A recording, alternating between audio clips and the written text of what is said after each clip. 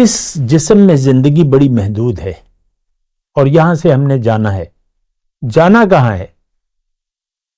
اللہ کے پاس جانا ہے.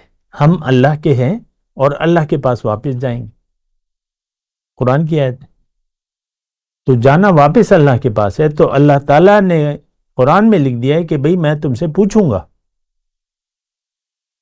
وہ حدیث کا مفہوم ہے نا کہ انسان کے قدم اس وقت تک نہیں اٹھیں گے جب تک 5 سوالات کے جواب اس سے نہ لے لیے جائیں. زندگی کیسے گزاری؟ کس لیے گزاری؟ جوانی کہاں خرچ کیے تم نے؟ مال کمایا کیسے؟ خرچ کیسے کیا؟ اور جو علم تمہیں حاصل تھا تم نے اس پر کیا عمل کیا ہے؟ تو یہ 5 سوال ہمیں تو دیکھیں جو بات بھی حکمت کی ہوتی ہے ہمارے لیے ہے، اس میں کوئی اہمیت نہیں ہے. اللہ اکبر اللہ اکبر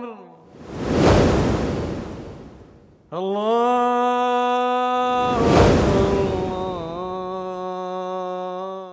اعوذ باللہ من الشیطان الرجیم. بسم اللہ الرحمن الرحیم. اللہم صلی علی سیدنا محمد وعلی آل سیدنا محمد بعدد کل ذرۃ مئۃ الف الف مرۃ.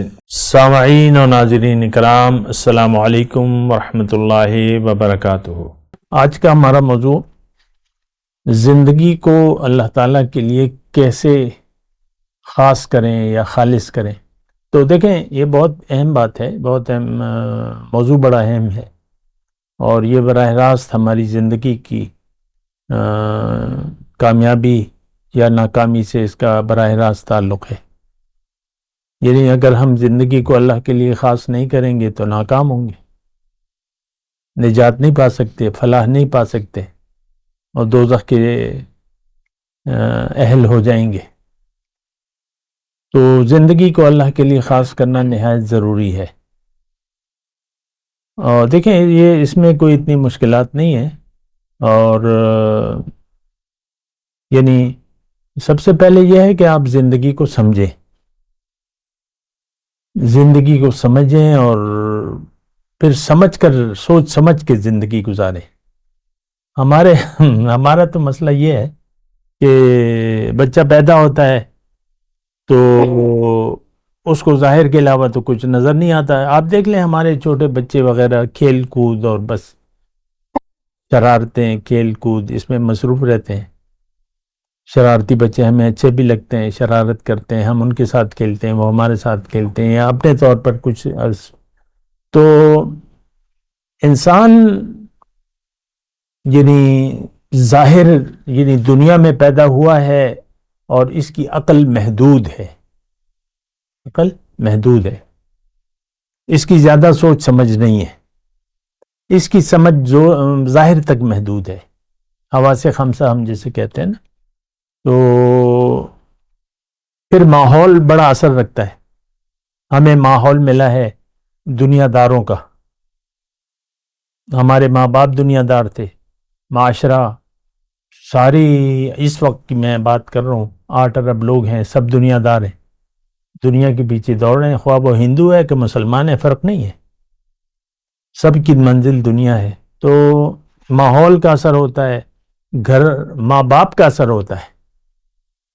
گھر میں ماں باپ جو باتیں کرتے ہیں تو اس سے بچہ سیکھتا ہے. تو ماں باپ تو ہمارے دنیا کی باتیں کرتے رہے ہیں، اللہ والے تو ہیں نہیں ہمارے ماں باپ، نہ مومن ہیں نہ اللہ والے ہیں. تو یہ تو ایک ماحول چلا آ رہا ہے. خیر اب یہ ہے نا کہ آج کا جو میرا موضوع ہے کہ زندگی کو پہلے سمجھنے کی ضرورت ہے. ٹھیک ہے جب تک آپ بچے ہیں کوئی بات نہیں، لیکن جب آپ کی شعور اللہ تعالیٰ نے دے دیا، وہ جو ہم کہتے ہیں نا عاقل ہو گئے، بالغ ہو گئے، تو آپ کا شعور تو آ گیا. ہمارے تو بچہ بالغ ہوتا ہے تو بس وہ دنیا ہی کو دیکھتا ہے اور دنیا کی سوچتا ہے، جیسے کہ ہمارے والدین. خیر وہ تو دیکھیں جب آپ یعنی عقل جو اللہ تعالیٰ نے آپ کو دی ہے اس سے یعنی مشاہدہ تو آپ کر سکتے ہیں نا. جس ماحول میں آپ رہ رہے ہیں اس کا مشاہدہ کریں، سوچیں ذرا.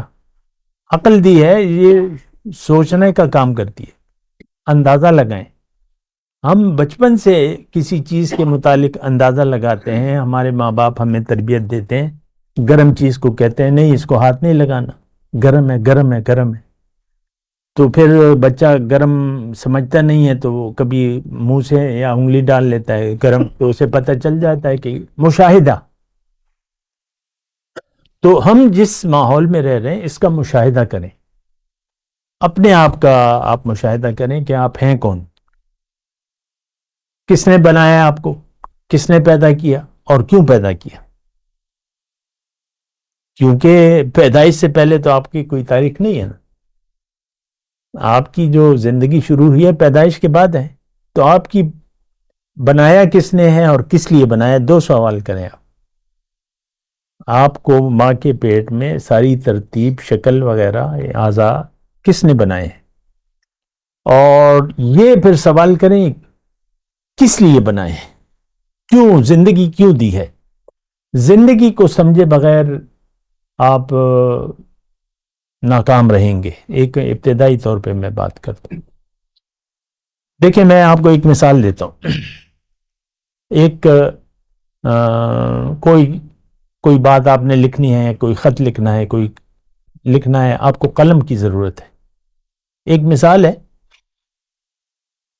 تو قلم آپ کے پاس پڑا ہوا ہے، یہ قلم ہے آپ کے پاس پڑا ہوا ہے، آپ کے سامنے پڑا ہے، لیکن آپ کو پتہ نہیں ہے کہ یہ قلم کیا کام کرتا ہے، کس لیے بنا ہے، کیا کام کرتا ہے، پتہ ہی نہیں ہے. بس ایک طرف پڑا ہوا ہے، آپ جانتے ہی نہیں ہیں قلم کو، قلم ہوتا کیا ہے. ویسی ایک مثال ہے.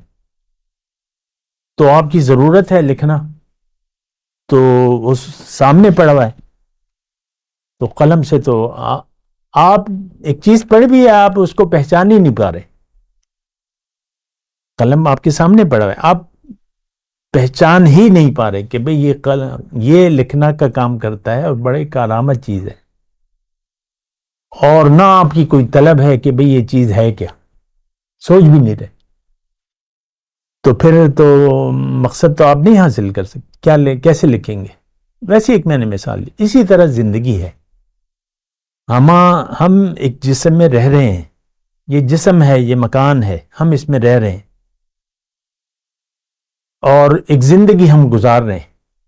اللہ نے ہمیں دنیا کے لیے نہیں بنایا، یہ تو واضح بات ہے کہ جاؤ کھاؤ پیو عیش کرو. ہماری تو ساری توجہ رزق کی طرف ہے، کمانا ہے اور کمانا ہے، پھر کیا بچے، اور بس یہی ایک دوڑ ہے، دنیا کی دوڑ. ہمارے ماں باپ نے ہمیں دنیا کی دوڑ پر لگا دیا، اچھے اسکولوں میں یا یہ وہ تعلیم دے کے کہا اب کرو، کام کرو، کماؤ. چلو میں نے شادی بھی کر دی، اب کماؤ. تو دیکھیں زندگی کو مختصر خلاصہ میں یہ کہہ رہا ہوں کہ آپ زندگی کو سمجھیں. ہماری اس جسم میں زندگی بڑی محدود ہے، اور یہاں سے ہم نے جانا ہے. جانا کہاں ہے؟ اللہ کے پاس جانا ہے. ہم اللہ کے ہیں اور اللہ کے پاس واپس جائیں گے، قرآن کی آیت ہے. تو جانا واپس اللہ کے پاس ہے. تو اللہ تعالیٰ نے قرآن میں لکھ دیا ہے کہ بھئی میں تم سے پوچھوں گا. وہ حدیث کا مفہوم ہے نا کہ انسان کے قدم اس وقت تک نہیں اٹھیں گے جب تک 5 سوالات کے جواب اس سے نہ لے لیے جائیں. زندگی کیسے گزاری، کس لیے گزاری، جوانی کہاں خرچ کیے تم نے، مال کمایا کیسے، خرچ کیسے کیا، اور جو علم تمہیں حاصل تھا تم نے اس پر کیا عمل کیا ہے. تو یہ 5 سوال ہمیں تو دیکھیں جو بات بھی حکمت کی ہوتی ہے ہمارے لیے ہے، اس میں کوئی اہمیت نہیں ہے. یہ بھی آپ سوچیں. اب قبر کے 3 سوالات ہیں، ہمیں کوئی سن لیتے ہیں، تو ہمیں پتہ ہی نہیں ہے، نہ اس پہ کوئی توجہ ہے. یہ تو ہر ایک نے سنا ہے 3 سوالات کہ دین کیا ہے، رب کون ہے اور رسول، یہ ساری. تو ہمیں تو کوئی ابھی بھی پتہ نہیں ہے، نہ ہم پتہ کرنا چاہتے ہیں کہ دین کیا ہے، رب کا مطلب کیا ہے. رب کا مطلب بھی نہیں جانتے، بس پالنے والا بھیا. یہ تو مطلب محدود تو مطلب نہیں ہے. تو بہرحال زندگی کو اللہ کے لیے خاص کرنے کے لیے سب سے پہلے آپ نے مشاہدہ کرنا ہوگا، فکر کرنی ہوگی، سوچنا ہوگا. کیوں؟ کہ آپ کو اللہ تعالیٰ نے اپنا مقصد حیات پورا کرنے پر مجبور نہیں کیا ہے، بتا دیا ہے، مجبور نہیں کیا، لیکن حساب کتاب تو ہوگا، پوچھا تو جائے گا۔ خواہ مطلب اللہ دیکھیں، سورج کو ایک مقصد کے لیے اللہ نے بنایا ہے، مثال کے طور پہ ویسی ایک بات ہے، سورج کام کرنا چھوڑ دے، اپنا ٹھہر جائے ایک جگہ اور آگ اپنی بجھا دے مثال کے طور پہ، تو اللہ تعالیٰ کتنا غصہ ہوگا، اس کے اثرات کیا ہوں گے، یہ بھی آپ سوچ لیں، ہم پہ کیا اثر ہوگا، دنیا بے نور ہو جائے گی، آپ کی زندگی ختم ہو جائے گی۔ تو اللہ ناراض ہوگا کہ نہیں سورج سے؟ یا مٹی اپنا کام کرنا چھوڑ دے، پھل اگانا بند کر دے، یا اجناس یا جو بھی ہے، مٹی کو تو یہ صلاحیت کس نے دی ہے؟ اللہ نے۔ یہ اگر کہے کہ نہیں میں تو نہیں اگاؤں گی، میرا کیا کام؟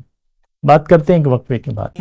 مولایا صلی وسلم دائما ابدا علی حبیبک خیر الخلق کلہم۔